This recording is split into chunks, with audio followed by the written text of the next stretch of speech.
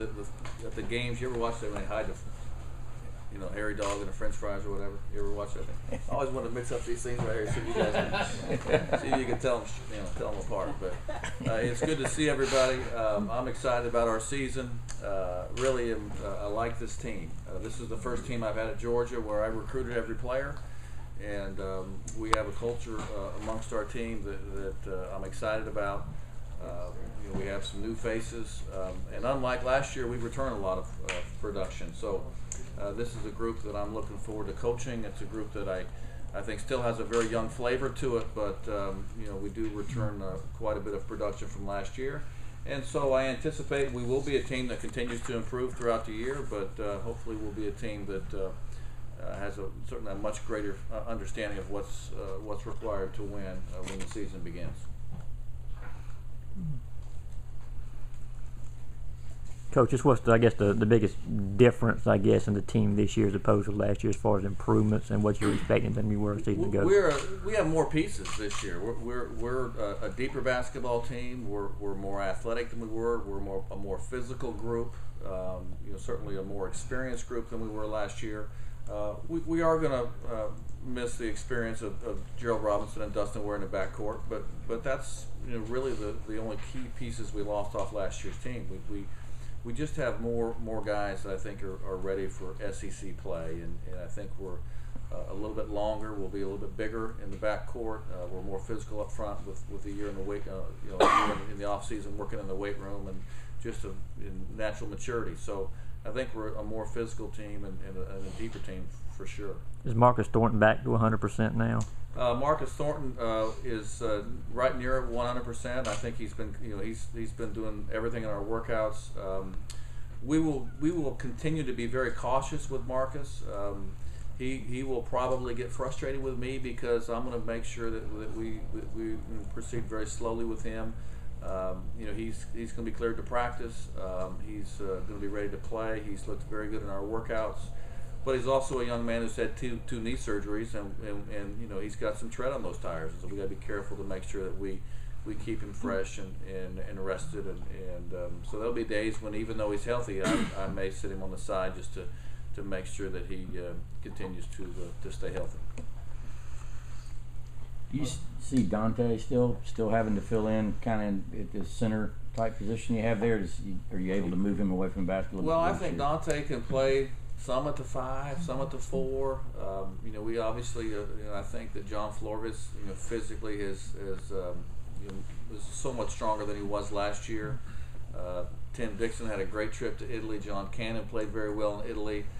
I feel like we have 4 guys that can play that spot. That allows us when someone's at that spot to move Dante some to the 4. If we want to be athletic and quick, we can play Dante at the 5, Marcus at the 4, Nemi at the 4. I mean, we just have, I think, a lot more options at our disposal with the depth on this year's team. Y'all lost a big, it wasn't just a big experience piece in the backcourt, but it was also leadership positions. Who do you see kind of stepping forward in those positions to take Dustin and Gerald's place? I love Dustin and Gerald. I'm not sure either one of them were great, great leaders. They were terrific players, both kind of quiet kids, and not that all leaders have to have a big mouth, but leadership is an area that we need to fill. We need to find someone that's ready to fill that void if there is one. We will not appoint a leader. We're not going to have a vote and elect a captain. We never have. When leadership is required, it should emerge, and I think we saw in our foreign trips, some guys that are certainly willing to take the reins of our team and point it in the right direction. Sherrod Brantley was terrific in the offseason. Contavious Caldwell, Nemi Jurisic, all those guys had some great moments in leadership in the offseason, and it's going to take everybody.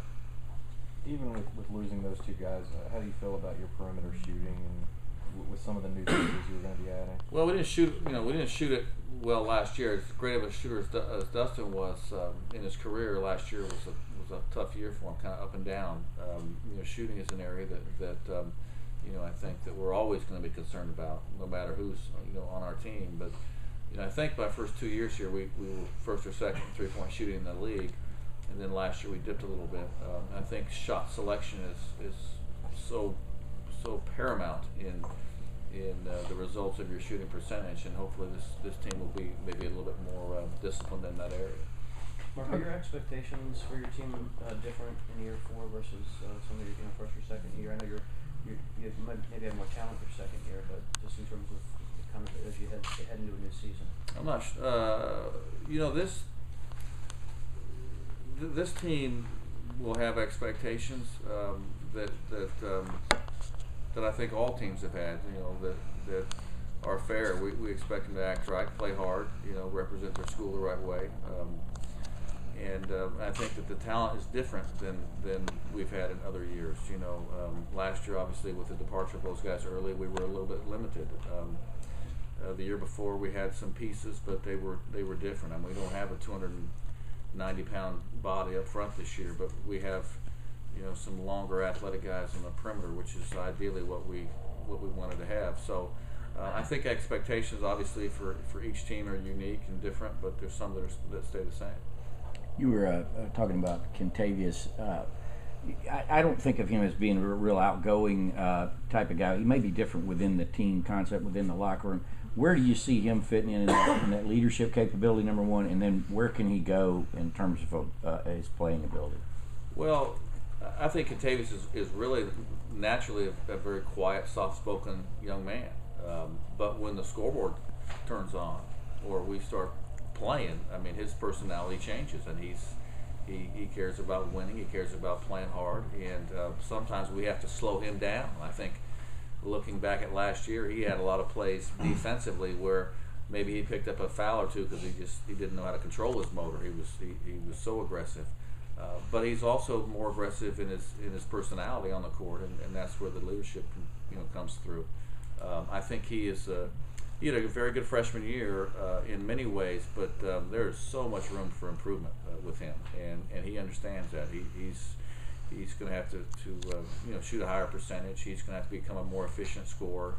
He probably was the focal point of most of the defense late in the year last year, and he will be again this year. But I think that shouldn't be new to him because I think he saw a lot of that at the end of the year. But I think he'll be certainly an improved player this year, a more physical player. Played him some at the point guard on our foreign trip, so he's, I think, a better ball handler and a more poised in the backcourt. So hopefully you'll see those improvements from him. Is it realistic to think that at least 3 of your 4 freshmen could play significant minutes immediately on this team? I think that's very realistic. We would like to redshirt Houston Kessler, which was the plan when we recruited him, and that plan's still in place. I think the other 3, if they'll play to their ability and do what they're told, to compete for starting positions. All 3 of them, to be honest with you. I think we have great competition for playing time on this team, and that's something we've never had here since I came. What's the biggest adjustment these other 3 freshmen you're talking about, especially the guards, have to make before they are able to be a consistent contributor to what you're talking about? The number one adjustment for every freshman in college basketball is the speed of the game. Mm-hmm. The level of intensity that this game is played, I think, is the biggest adjustment. That's why I think the foreign trip was important for us. They obviously have to learn what they're doing. They're playing a system that is new to them. They're making adjustments in every part of their life, to even to where they sleep at night. So I think it's unfair to expect that they will start, but wouldn't surprise me if they do. I mean, Kentavious started and had a pretty good year as a freshman. I've had a lot of freshmen in my career that have started for me. They would have to earn that, and they've got some guys ahead of them that don't want to be beat out either. So it'll be fun to watch. What do you know about the league? Obviously, A&M and Missouri coming in, they have strong basketball reputations. Well, this league is a league I think you're going to see at the end of the year at least 7 teams in the NCAA tournament. Maybe 8. I mean, this is a terrific conference. Missouri's had a great tradition for a long time.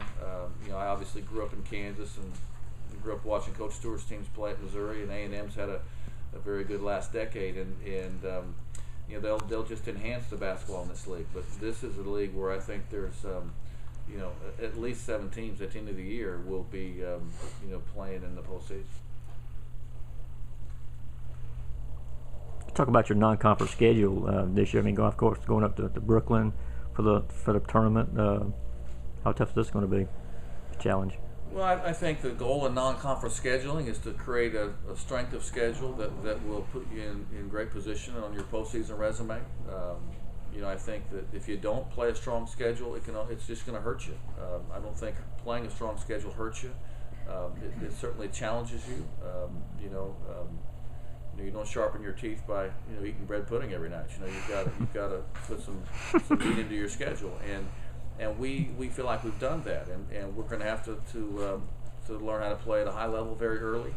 Indiana has a great ball club, and so there'll be I think it'll be a terrific game for our team to understand what that level of play is like. I think the Big East Challenge is another road test that will be good for us. But I think our non-league schedule provides us ultimately the strength and power in our strength of schedule numbers that we'll need. But we've also added 2 conference games, and so instead of playing 16 conference games, now you're adding 2 more hard, tough games that will only increase that strength of schedule number. And so there is a balance there because we've added the two league games that we're going to have to find as we work through this league scheduling. Is Jay Rome still going to join you in January? Is that still the plan? Jay Rome, he told me last night. He said, "Coach, I shot some jumpers the other day," and I said, "Well, you won't shoot any. For our team, you're going to rebound, And but we were just joking because he is a pretty good shooter. But I think Jay would like to play again. He obviously has to stay healthy and be okay in the classroom and everything else. But the plan is for him to continue to play. But we realize that won't be until January, and so we'll wait patiently because he was certainly a big part of our team. Is Tim Dixon the one player that's improved himself the most this offseason, or who else might be in that mix? I would say no. Tim has improved and he played well. I think John Cannon's improved. I don't think there's a player on our team who has not gotten better. We gave them all kind of a list of things where they needed to make some strides, and I think we've had a terrific off season. Unlike previous years, this year we were allowed to be in the gym with our players, so I think they all got better because we were in there with them, able to coach them and teach them and adjust some things, and so I think he did get better. But I think like probably most coaches are saying, as they go into the season, we've had a lot of kids get better because we were able to coach them in the off season for the first time. Around the league, Mark, just a couple of teams you think are kind of the ones to watch heading into. Well, there's some good teams in this league. I think obviously Kentucky is defending national champions. They did lose some good players, but they added a bunch, and they know what they're doing. They're going to have a good team. Tennessee returns some key pieces and finished the year so strong last year. Florida returns a lot. They're going to have a good team. Missouri's coming in with off a year where they won 30 games and had a lot of 4-year transfers sitting out. They should have a terrific team. I think this league is deep. I think that this league has only improved with the addition of the 2 new schools. And the one thing that you'll see in the league is we used to have a bye throughout league play, and you could use that one Wednesday or that one Saturday you were off to kind of get healthy. Well, that's gone, and now it's 2 games a week for 9 weeks, and it's going to be a slugfest. And I think that having some depth and staying healthy is going to be critical to all those teams having success, and hopefully we can be in that mix. Will both of the freshman man games compete with Vince Williams at point guard, or how are you splitting this up? When I was at the year I spent at Kansas, Coach Williams told me that Dean Smith used to say, freshmen can only learn one position, and we've kind of stuck with that philosophy. So Charles will play the point, his natural position. Kenny Gaines will learn the 2-guard spot, and then Brandon Morris will play the small forward spot. Later in the year, as they get more comfortable, similar to what maybe we did with Kentavious, they might get a little bit of time at another position. But with the depth that we have, I think that our plan is to keep those guys, just in those spots so they can learn them well. You mentioned, I think, prior to Europe that you were going to look at Contavious maybe a little at the one. Is there any future in that? I also mentioned that 5 minutes ago, but I'm glad we're paying attention in the front row, right? I think that Contavious will play someone, just because I think it helps improve him as a player. That's you know, I mean, he's got that role right now that everybody wants to have. You know, we want him to shoot the ball because he does it so well. You know, I think he could play someone. I think he's comfortable there. I'll practice him some there just because I think it helps his development. But ultimately, that's not where he'll spend a lot of time. What will you guys be doing basketball-wise on Friday night? Will it be like half-court shots or what? No, you know, Friday's going to be fun. Basket Bash is you know, we've had the remodel on the outside of the arena, and this is really the first opportunity for us to do it and do it right. So it'll be a fun evening for fans, for students, lots of activities. But we're going to play. I mean, we're going to play. We can't. You know, the women's team was allowed to start, I don't know, you know, a week ago, and they have some more flexibility in their start times. We can't start till 5 o'clock on Friday. So Basket Bash is really going to be a chance for us to really be together for the first time as a group, and so we kind of sacrifice our practice to have some fun. But the fact that we were able to have the summer with them and have the foreign tour, you know, we're ahead of where we ever would have been at this point before. So it should be fun. But we're going to play. We'll I don't know how long we'll play, but we'll have a half hour on the court where we can hopefully do some things. All right, anything else?